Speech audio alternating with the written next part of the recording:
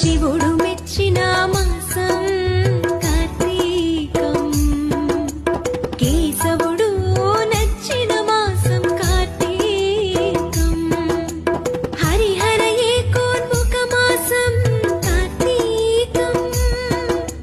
ప్రకృతి పరవశించిన మాసం కార్తీకం. శివుడు మెచ్చిన మాసం కార్తీకం.